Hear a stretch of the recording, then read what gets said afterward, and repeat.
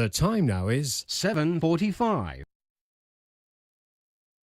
The time check was brought to you by Seiko.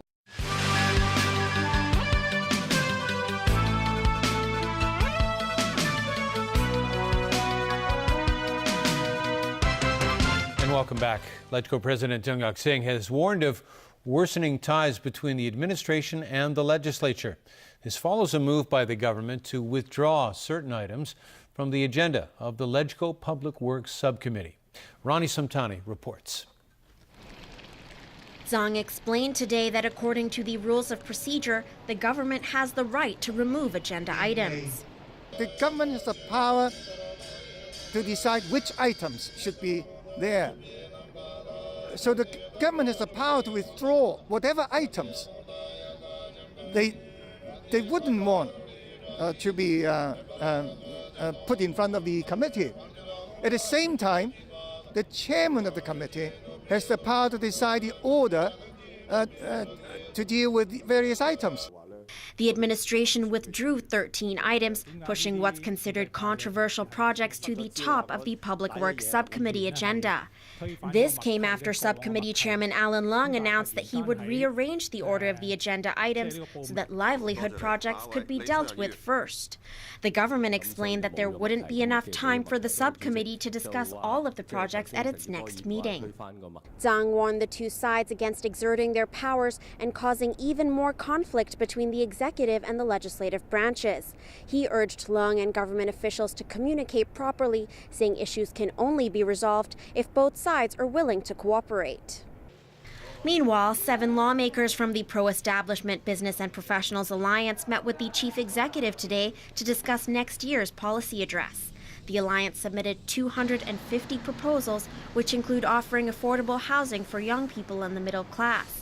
The group also proposed financial assistance to small to medium enterprises that have been affected by the Occupy movement. Ronnie Samtani, TVB News. A study on English proficiency shows Shanghai learners overtaking Hong Kong for the first time. Diane To reports.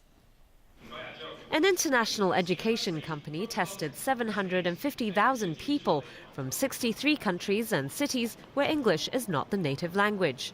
Test takers from European countries dominate the top 10. Malaysia and Singapore lead the way in Asia. And Hong Kong has plunged from last year's 22nd place to 31st this year. Mainland China ranks 37th, but a further breakdown shows Beijing and Tianjin with an edge over Hong Kong, while Shanghai did even better.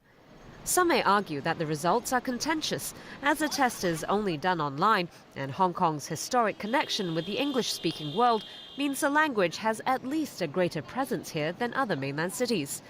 But the president of the American Chamber of Commerce said he noted a decline in local proficiency and that it shouldn't be dismissed. From what I hear from the people I deal with who are employers of many, many people here in Hong Kong, it is getting more difficult to find people with higher English proficiency. And I think it's part of the educational system, and also it's going to be just an attitudinal thing that if I can learn Putonghua, why learn English?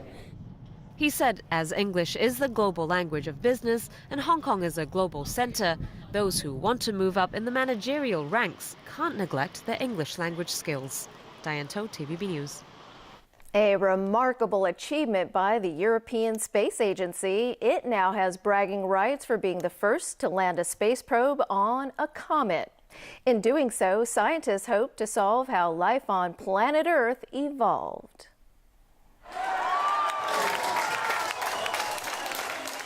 Success from Mission Control in Germany.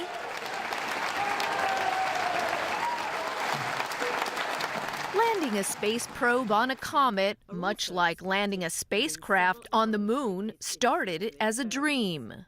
But Europe's Rosetta mission turned space fantasy into bold reality. It did so by chasing Comet 67P for an entire decade, clocking over 6 billion kilometers in space.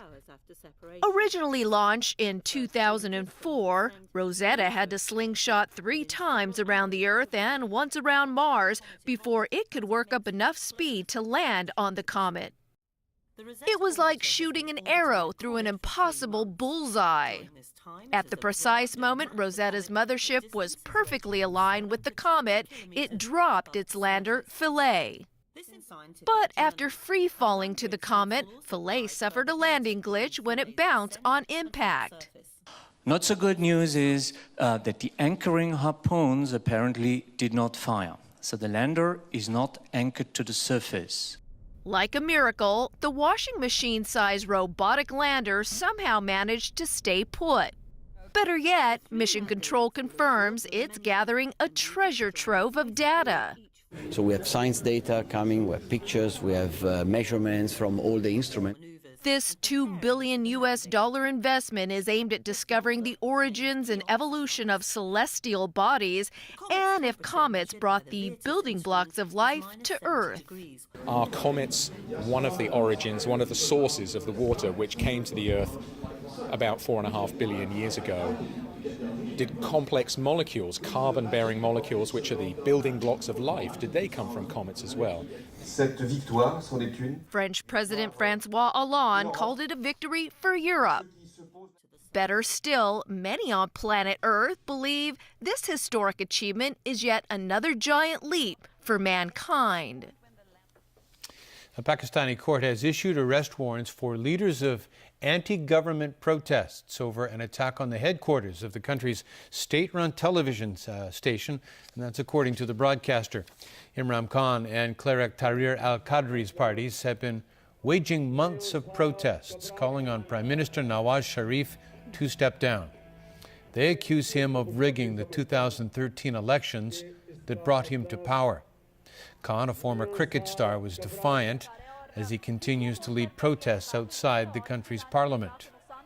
Qadri has left the country. Pakistan television reported the opposition politicians face arrest over a September 1st attack on its offices. And now to a terrifying ordeal for two men washing windows at the World Trade Center in New York. One of the cables holding them suddenly gave way and flipped the scaffold. The workers were left dangling from the nation's tallest skyscraper, 68 stories above the street. Spectators below watched in horror as the men had to hold on for 2 agonizing hours before they were finally rescued. Firefighters used diamond cutters to saw a hole through a double-layered window to pull them to safety. The dramatic rescue comes a little more than a week after the building officially opened. The men are said to be doing fine, but an investigation is now underway. All right, Chris, I understand you have some basketball action for us today. Yeah, a little round ball to start us off. NBA and the Lakers dropped to 1-7, losing to the New Orleans Pelicans 109-102. Kobe Bryant scored a game-high 33 points. Meanwhile, the Portland Trail Blazers had a monster first half against the Denver Nuggets. Here's Jamison Wong. Blazers taking control of this game early against the Nuggets. Wesley Matthews with the pull-up and pose. Portland led by double digits in the first period.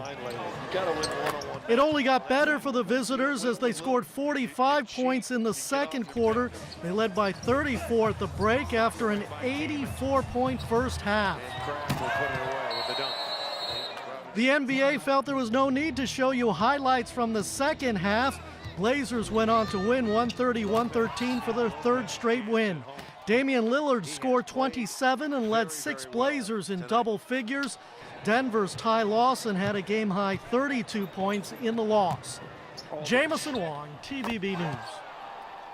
Now to a great catch to show you from cricket, and it wasn't made by a player but from a fan in New Zealand. Andrew McCullough was sitting on the lawn minding his own business when he noticed a 6 coming his way. Barefooted, the fan slid down the bank and made the incredible one-handed grab. This catch earned him 5,000 New Zealand dollars as part of the home team's event promotion. And that is our news. Good night.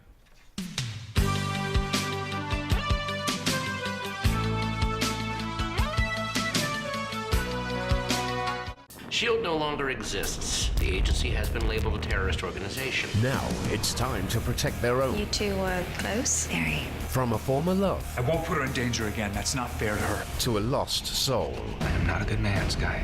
No. Monday, Marvel's Agents of S.H.I.E.L.D. at 10:40 on Pearl. 洛士坦以蠟菊配合7元活基因子，破解衰老基因密碼，升華再生功效。洛士坦 Divine Cream 臨床實證能抗皺、重塑輪廓、修復歲月痕跡。全新 Divine 極致再生精華油隆重登場。L'Occitane en Provence。每粒紐崔萊多寶營養片都係一個品質承諾。透過指紋圖譜技術鎖定營養精華。呢個就係營養豐富嘅紐崔萊多寶營養片。Sunlight Financial presents The Weather Report is brought to you by Sunlight Financial. Good evening. The weather was mainly cloudy. There were 1 or 2 light rain patches at first. It was cooler in the morning. And as tonight's situation chart shows, the northeast monsoon is affecting the coast of Guangdong. Up to 5 p.m., temperatures range from 18.6 to 21.3 degrees, and the relative humidity was between 72 and 88%, moderate to fresh north to northeasterly winds. The current temperature is now 20 degrees Celsius, with the relative humidity standing at 72%. A trace of rainfall has been recorded since midnight. So Freddie, how's the weather tomorrow?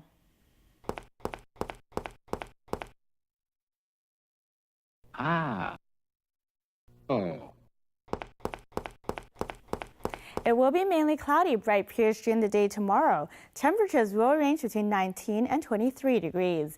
It will be windy on Saturday, some sunny intervals on Sunday.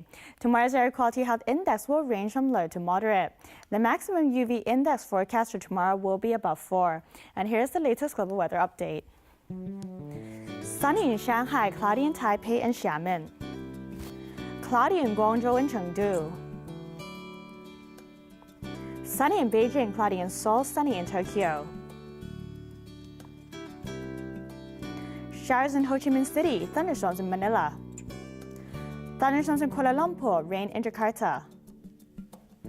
Sunny in New Delhi, bright in Karachi and Mumbai. Sunny in Cairo. Sunny in Brisbane and Sydney, cloudy in Melbourne, rain in Auckland. Bright in Toronto, cloudy in New York. Sunny in Vancouver, cloudy in Los Angeles. Showers in London, rain in Paris, showers in Amsterdam, cloudy in Frankfurt and Zurich. That's the weather. Have a lovely evening.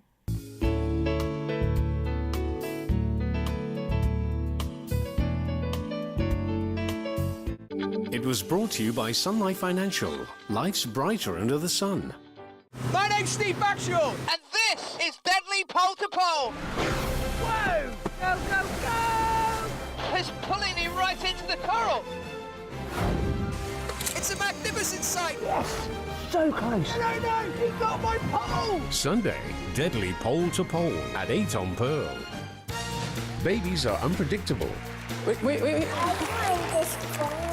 But their parents think they know them best. Yes, go! But do they really? Do she like pizza? She likes a patch on her eye. Sunday, Bet on Your Baby, Season 2 at 8:35 on Pearl.